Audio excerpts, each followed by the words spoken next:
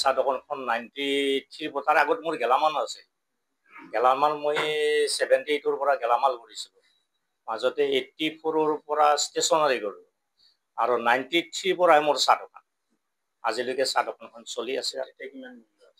তেতিয়া চাহৰ মূল্য আছিল মাত্ৰ 8 আনাৰ পৰা 12 আনা। মানে আধা কাপ দিলে 8 আনা আৰু ফুল কাপ দিলে 12 আনা তেতিয়া লোৱা আছিল। আৰু গাখীৰৰ দাম আছিলে 3 টকা 4 টকা এনেকুৱা দাম আছিল। তেতিয়াৰ ধৰণত আমি যেতিয়া অসম আন্দোলনৰ সময় হয় তেতিয়া মানে বহুত নেতা মোৰ দোকানতে আহি যোগাযোগৰ সূত্ৰ হয়। মানে চব ফালৰ পৰা আহে মানে দেবেনকাৰ চাহ দোকানলৈকে আহিবা চব এইবিলাক এনেকৈ কৈ দিয়ে। তেতিয়া আহি মোৰ দোকানত লাভ হয়। তেতিয়া প্ৰথম মানে আন্দোলন সময়ত আহিছিল আমাৰ ভিগু কুমাৰ ফুকন, তাৰপিছত প্ৰফুল্ল মহন্ত, সৰ্বানন্দ সোণোৱাল, তেওঁলোকে সেই সময়ত আহিছিল। আহি এইবিলাক তাৰপিছত প্ৰবীণ ডেকা তেওঁলোকে আহিছিল।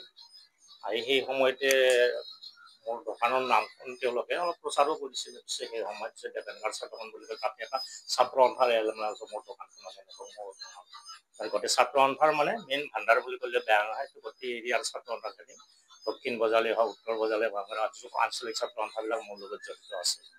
সেই সময়তে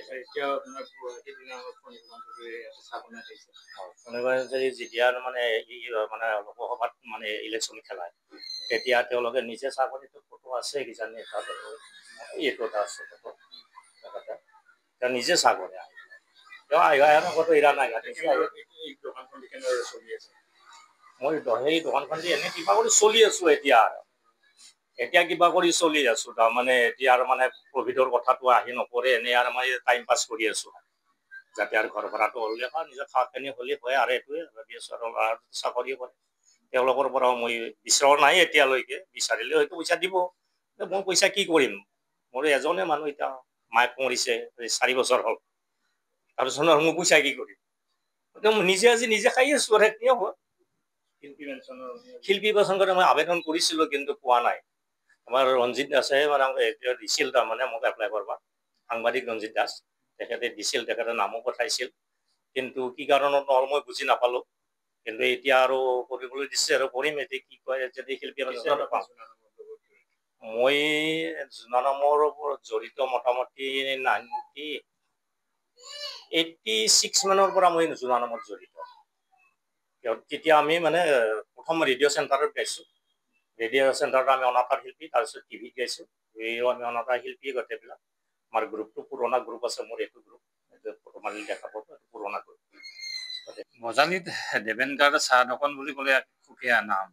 মানে দেবেনকাৰ চাহ দোকানৰ চাহৰ জুতি নোলোৱাকৈ পাঠশালাত মানে প্ৰায় কম মানুহে আহে।